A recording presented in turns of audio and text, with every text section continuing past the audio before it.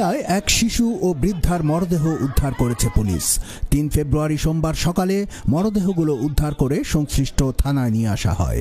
দুটো ঘটনাই হত্যাকাণ্ড বলে ধারণা করছে পুলিশ। প্রথম মরদেহটি ৯ বছর বয়সী। আসসালামু আলাইকুম দর্শক, দেশ ও দেশের বাইরে থেকে যারা এই মুহূর্তে ভিডিওটি ওপেন করেছেন সবাইকে অসংখ্য অসংখ্য ধন্যবাদ। দর্শক, প্রথমেই আপনারা দেখেছেন শিরোনাম।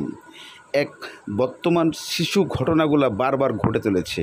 সেই এক শিশুকে আবারও ধর্ষণ এবং এক বৃদ্ধাকে মেরে ফেলে দুজনের লাশ উদ্ধার করেছে পুলিশ। তবে কুমিল্লায় এই ঘটনাটি আবারও আসিয়ার ঘটনার মতো ঘটনা ঘটতে যাচ্ছে, কেননা এখানে বর্তমানে বাংলাদেশের এমন কিছু প্রেক্ষাপট চিত্র শুরু হয়েছে যে সেই শিশুকে ধর্ষণ করে সে বৃদ্ধাকে মেরে ফেলে এবং শিশুকে মেরে ফেলে, এমন দৃশ্য যা ঘটেছিল আসিয়ার মামলাতেই। কিন্তু এটাও কি সেরকম আসিয়ার মামলার মধ্যে হতে চলেছে? চলুন আমরা দেখে আসি। কুমিল্লায় এক শিশু ও বৃদ্ধার মরদেহ উদ্ধার করেছে পুলিশ। ৩ ফেব্রুয়ারি সোমবার সকালে মরদেহগুলো উদ্ধার করে সংশ্লিষ্ট থানায় নিয়ে আসা হয়। দুটো ঘটনাই হত্যাকাণ্ড বলে ধারণা করছে পুলিশ। প্রথম মরদেহটি ৯ বছর বয়সী এক শিশুর, তার নাম রিফাত। সদর দক্ষিণ উপজেলার লালমাইয়ের চণ্ডীমুড়া পাহাড়ের উপর একটি অজ্ঞাত মোহাম্মদ আলী আমার ছেলেরে নিয়ে গেছে ফুসলাইয়া ফাসলাইয়া যেভাবেই হোক। আর আজকে গ্রামের যে আমার দুটি মহিলা নিউজ দিছে, টোয়াইয়া টাইয়া কইছে যে ছেলে এখানে আছে। এর মাধ্যমে আমি কোনো ছিলাম না, যখন পায় আমার ছেলের আমি ছিলাম না। আমার শামসু ভাই তারা বিস্তারিত জানবো আমি এই বিষয়টা।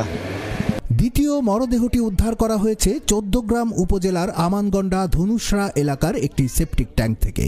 মরদেহটি শাহিদা বেগম নামের ৬৫ বছর বয়সী এক বৃদ্ধার। সোমবার সকালে পুলিশ এই মরদেহটি উদ্ধার করে। নিহত শাহিদা বেগম ধনুসরা জামে মসজিদের ইমাম আব্দুল মমিনের স্ত্রী। আব্দুল মমিন জানান, সোমবার ভোরবেলা ফজরের নামাজ পড়ার জন্য তিনি এবং তার স্ত্রী একসাথেই ঘুম থেকে ওঠেন।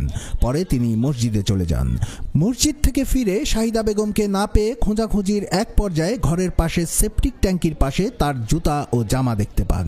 পরে পুলিশকে ফোন করে জানালে তারা এসে সেপটিক ট্যাঙ্কের ভেতর থেকে তার মরদেহ উদ্ধার করে। প্রাথমিকভাবে এটি হত্যাকাণ্ড বলে জানিয়েছে ১৪ গ্রাম থানা পুলিশ। ময়নাতদন্তের জন্য মরদেহ কুমিল্লা মেডিকেল কলেজ হাসপাতালে পাঠানো হয়েছে। বর্তমান বাংলাদেশের প্রেক্ষাপটে এই ঘটনাগুলো প্রতিনিয়তই ঘটছে। তবে এদেরকে ফাঁসিগুলা খুব দ্রুত কার্যকর না করা পর্যন্ত, বাংলাদেশের এই আইন বলবৎ না রাখা পর্যন্ত এটা কখনোই কমা সম্ভব নয়। সাধারণ জনগণের এই প্রত্যাশা যে খুব দ্রুত ফাঁসি কার্যকর